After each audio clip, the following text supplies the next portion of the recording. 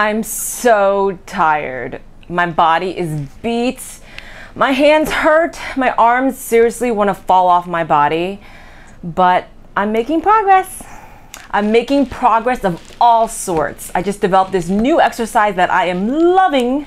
So you might have seen my single leg kettlebell squats. Well, this is a more advanced version because I'm using lighter kettlebells, which is much easier to fall over on. So it requires you to be much more lightweight on your feet and use a lot of balance. So I'm stepping on one kettlebell, single leg kettlebell squat, stepping on the other, single leg squat, and just going back and forth until I fall off.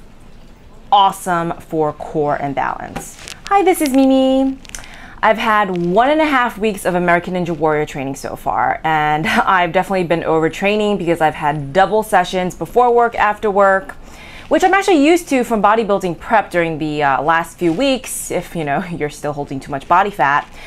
But this is a whole different type of training, and it's really taxing my body because you're talking sprints, plyos, jumping. I mean, even jumping diagonally from side to side gets me winded, which means I really need to up my cardio endurance. So I've done sprints 4 times in the last 1.5 weeks. 5 minutes, 5 minutes, 7 minutes, and then a whole whopping 10 minutes. Once you stop weight training, it's not that hard to get your strength back because there's muscle memory. However, with cardio, once you stop cardio, you have to start all over again and build up that endurance.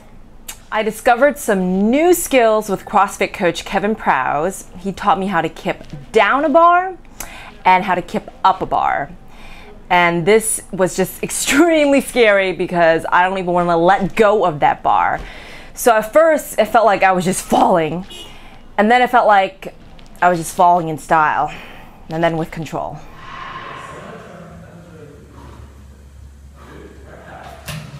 Nice. Woo! Yeah! Yeah.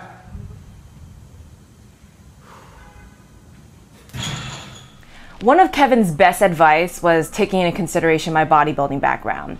So he said, think hip thrust, pull, and hip thrusts and pull-ups I can definitely do.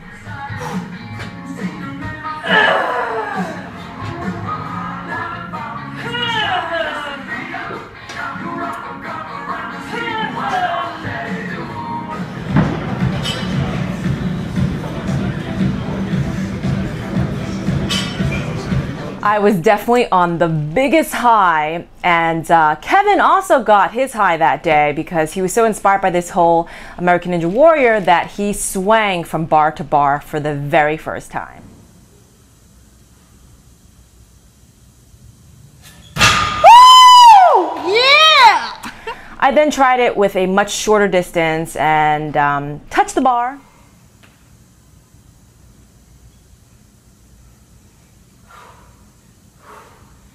Go, and go, and go. Second time, I was swinging so high, I had so much momentum. I mean, my body was parallel to the floor. And then I'm supposed to let go. Yeah, no, I don't think so. I was just too afraid that I was just gonna plop on the floor. So maybe next time, it's gonna require some technique and overcoming a lot of fear. And you can bet I will overcome that fear by the time I step on that obstacle course.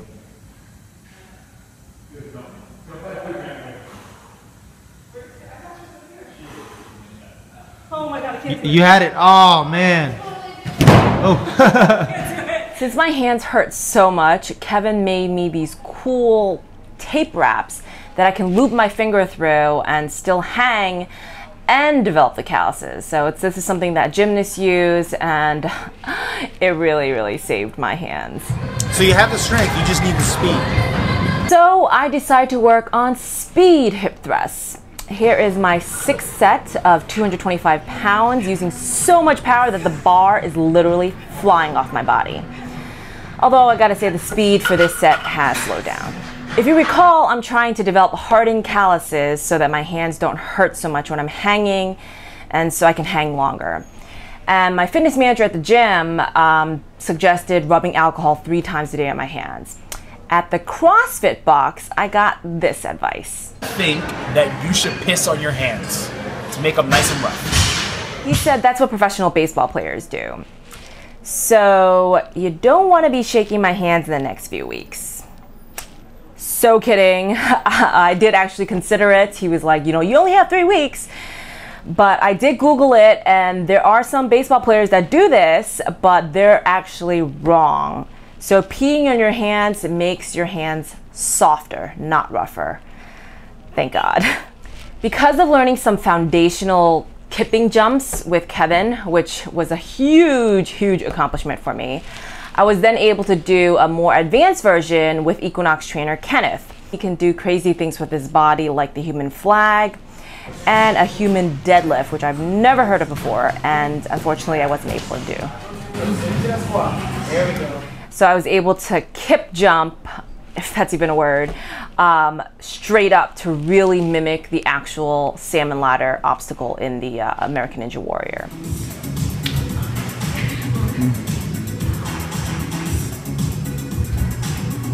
Yeah! I was able to do the jump without a kip, and it's a lot of fear. Just because you do it a few times doesn't mean that you're not scared. So I had to start again with falling down a rung just to get used to not holding the bar. And then even as I was going up, as you can see, I was afraid to let go of both hands. It was the first time ever in my life that I actually felt soreness in my forearms. And I didn't need to use anything to protect my hands, which is a huge victory because it means I'm actually starting to develop calluses. This past weekend, I went to 2 different playgrounds. And not that you want to look at my calluses, but look at this anyway. Before and after one playground session. So much progress. Because of what I learned from Kevin and Kenneth, thank you so much, guys, I was able to advance again on the monkey bars by doing a semi-kip along them.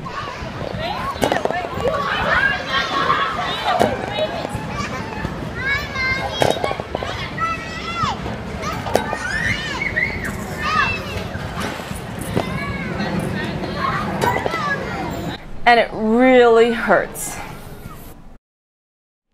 On the big kid monkey bars, I did fingertip side to side and fingertip pull-ups.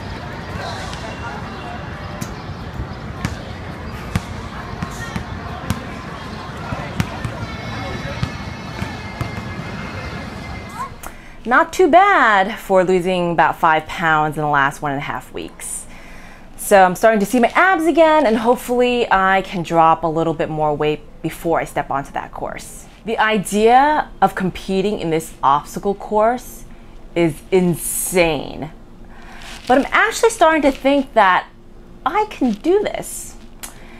And then when I look at more videos, I get really scared.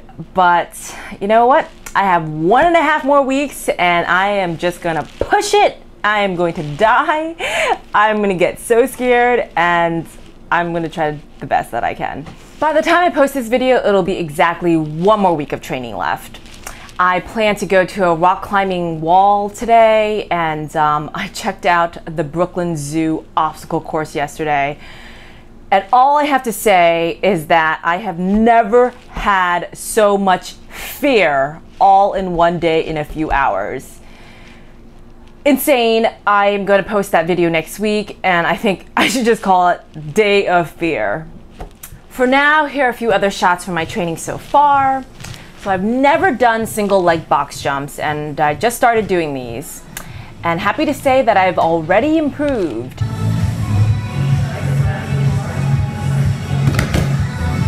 I also increased my weighted pull-ups, worked on one arm 90-pound dumbbell rows without straps for forearm grip and calluses. I mimicked the first obstacle by jumping from Bozu ball to Bozu ball. Then I tried it again with 3 Bozu balls, and it actually started to get kind of fun. And even though I messed up here, I think it's safer to go with the double feet strategy to get more distance. And I did find out from Grandpa Ninja on Twitter that the jumps are about 4 feet wide. And on Wikipedia, it seems to be a little over 4 feet, so I'm thinking I need to jump 4.5 feet to be safe, which I cannot jump at the moment. And I did farmer's walks for forearm and grip. And did some creative fingertip work, believe it or not. So fingertip farmer's walks, not shown. Fingertip laterals for my shoulder day, and fingertip bent over rear delts. Hope you guys enjoyed the video. Stay tuned. In the meantime, please click subscribe, stay tuned, check out my other videos by clicking on these links here or explore my playlist. And feel free to follow me on Twitter at EatNotDiet or connect with me on Instagram or Facebook at Bonny. Thanks for watching.